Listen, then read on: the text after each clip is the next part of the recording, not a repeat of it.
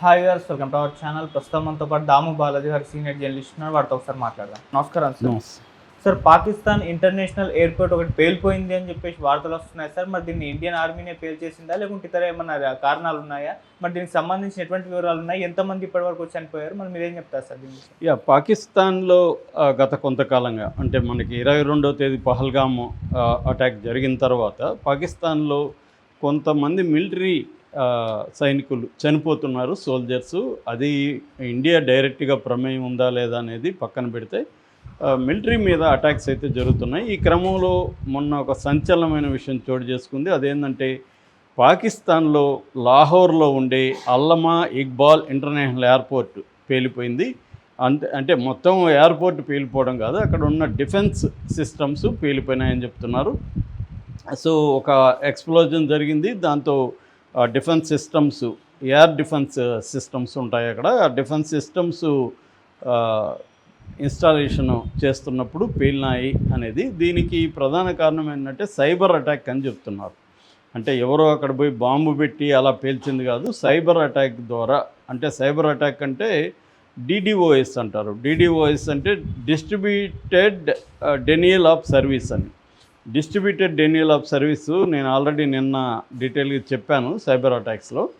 ఇదేంటంటే మనకి సర్వర్ల మీద అటాక్ చేసి ఎవరికైతే అందుబాటులో ఉండాలో వాళ్ళకి లేకుండా చూసుకొని దాన్ని డిస్టర్బ్ చేయడం ద్వారా అవి ఫంక్షనింగ్లో ప్రాబ్లమ్స్ వచ్చి అవి పేలిపోయే అవకాశాలు డిఫెన్స్ దీంట్లో ఉంటాయి. మామూలుగా వీటిని బ్యాంక్ సర్వర్లకి లేకపోతే రైల్వే సర్వర్ ఇలాంటి వాటి మీద ప్రయోగిస్తూ ఉంటారనమాట.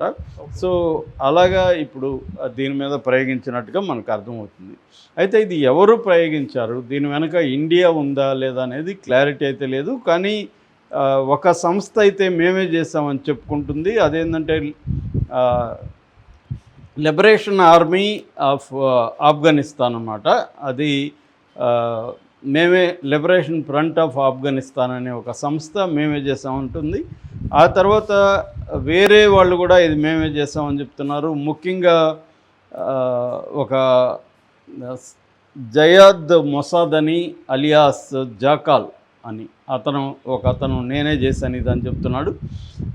సో ఎవరు చేశారనేది క్లియర్గా ఇప్పటివరకైతే తెలియదు. అలాగే దీంట్లో సైబర్ ఫోర్స్ అని ఒక సంస్థ, ఇండియా సంస్థ, ఇది కూడా చేసుండే అవకాశాలు ఉందని పాకిస్తానీ వర్గాలు చెబుతున్నాయన్నమాట. అంటే ఆల్రెడీ మొన్న bank of Pakistan cyber attack జరిగిన దాని మీద దాంట్లో ఉన్న సర్వర్లన్నీ కూడా ఫంక్షనింగ్ ఆగిపోయినాయి.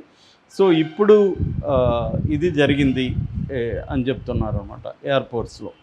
మామూలుగా ఏంటంటే గత కొంతకాలంగా సైబర్ అటాక్స్ పాకిస్తాన్లో బాగా పెరిగినాయని చెప్తున్నారు. అయితే దీనికి ప్రధానంగా ఇండియానే కారణం కాకపోవచ్చు. ఎందుకంటే పాకిస్తాన్లో గత కొంతకాలంగా విపరీతంగా టెర్రర్ యాక్టివిటీస్ జరుగుతున్నాయి.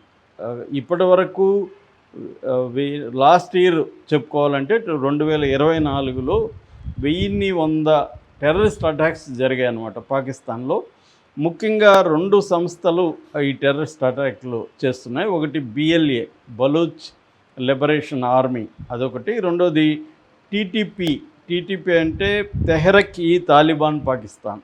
ఈ 2 సంస్థలు ప్రధానంగా చేస్తున్నాయని చెప్తున్నారు. దీంతోపాటు ఆఫ్ఘనిస్తాన్ నుంచి కూడా అనేక ఇబ్బందులను ఎదుర్కొంటుంది పాకిస్తాను. అక్కడ తాలిబాన్లకి పాకిస్తాన్కి పడట్లేదు. అందుకని మొన్న ఇష్యూలో కూడా మనకి ఆఫ్ఘనిస్తాన్ మనకు సపోర్ట్ చేసింది, మన వైపు నిలబడింది. సో మామూలుగా అయితే ఈ BLA జరిపిన దాడుల్లో లాస్ట్ ఇయర్ 685 మంది పాకిస్తాన్ సైనికులు చనిపోయారు. ఇది పెద్ద ఎత్తున చనిపోయినట్టుగా మనకి తెలుస్తుందన్నమాట. ఈ ఇయర్లో ఈ 4 నెలల్లో 300 మంది చనిపోయారు. This is the deadliest year అని పాకిస్తాన్ అనౌన్స్ చేసింది. మనకు చూస్తే ఫిబ్రవరి 1న కలాత్ రోడ్ బ్లాక్ అటాక్ అంటారు, ఆ రోడ్ బ్లాక్ అటాక్ చేశారు.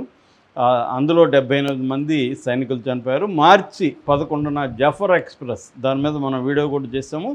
ఆ జఫర్ ఎక్స్ప్రెస్ని Balochistan liberation army, Baloch liberation army ఏదైతే ఉందో అది సెక్యులర్ ఫోర్స్, మతానికి అతీతమైన ఫోర్స్. అది సపరేట్ బెలూచిస్తాన్ దేశం కావాలని వాళ్ళు ఫైట్ చేస్తున్నారు. బెలూచిస్తాన్ మూమెంట్కి ఇండియా సపోర్ట్ చేస్తుంది, ఇండియా వ్యూహాత్మకమైన లేకపోతే మిలిటరీ పరమైన సపోర్టు ఇస్తుంది అనేది పాకిస్తాన్ ఎప్పటి నుంచి ఆరోపిస్తుంది. ఏదేమైనా వాళ్ళ అటాక్స్లో జాఫర్ ఎక్స్ప్రెస్ని హైజాక్ చేసి దాదాపు 30 గంటలు వాళ్ళ అధీనంలో పెట్టుకున్నారు. పాకిస్తాన్ ఆర్మీ వెళ్ళి ఫైట్ చేసింది. మొత్తంగా 215 మంది ఆ హైజాక్ సమయంలో చనిపోయారు. అందులో పాకిస్తాన్ సైనికులు 30 మంది, సివిలియన్స్ ఒక 20 మంది చనిపోయారని పాకిస్తాన్ అనౌన్స్ చేసింది. లేదు 200 మంది వరకు చంపేస్తాం మేమని బిఎల్ఏ చెబుతుంది అనమాట. అట్లాగే మొన్న ఏప్రిల్ 15న మూమెంట్ దాడి అంటారు, ఆ దాడిలో 10 మంది చనిపోయారు పాకిస్తాన్ సైనికులు. సో మొన్న ఈ పహల్గాము దాని తర్వాత కూడా ఒక అటాక్ జరిగింది, అందులో కూడా కొంతమంది చనిపోయారు. సో ఓవరాల్గా ఈ 4 నెలల్లో 300 మంది సైనికులు చనిపోయారు. సో సైబర్ అటాక్స్ అనేది ఆల్రెడీ ఇండియా స్టార్ట్ చేసినట్టు మనకు అర్థమవుతుంది. ఇజ్రాయెల్ మొసాద్ కూడా ఇండియాకి సపోర్ట్గా వచ్చిందని చెప్తున్నారు. నిన్నటి నుంచి మొసాద్ కూడా రంగంలో దిగింది. సో మొసాద్ అంటే మనకు తెలుసు, మొసాద్ ఇజ్రాయెల్కి టెక్నాలజీలో ముఖ్యంగా సైబర్ వార్ఫేర్లో ఇజ్రాయెల్కి చాలా ఎఫిషియన్సీ ఉంది. దాన్ని మనం చూసాము ఆల్రెడీ. లెబనాన్లో పేజర్ని పేల్చేశారు, తర్వాత వాకీటాకీలు పేల్చేశారు, అంతకుముందు సెల్ ఫోన్లు పనిచేయకుండా చేశారు. సో 6 అంతస్తుల కింద ఉన్న టార్గెట్ను కూడా గురి చూసి కొట్టగలిగారు. సో వాళ్ళకి ఏంటంటే సైబర్ అటాక్స్ చేయగలిగే సామర్థ్యం బ్రహ్మాండంగా ఉంది. దాని నుంచి మనకి ఇప్పుడు సపోర్టు దొరుకుతుంది. సో ఇజ్రాయెల్ కూడా పాకిస్తాను, ఇరాన్, ఎందుకంటే ఇజ్రాయెల్కి ఇరాన్ ఎనిమి కాబట్టి ఇరాను పాకిస్తాను కొంత ఇదిగా ఉన్నాయి కాబట్టి సో పాకిస్తాన్కి వ్యతిరేకంగా ఇండియాకి సపోర్ట్ చేయాలనేది ఇజ్రాయెల్ కూడా నిర్ణయం తీసుకున్నట్టుగా మనకు తెలుస్తుంది. ఒక పక్కేమో అక్కడ మంత్రులేమో చాలా దారుణంగా మాట్లాడుతున్నారు.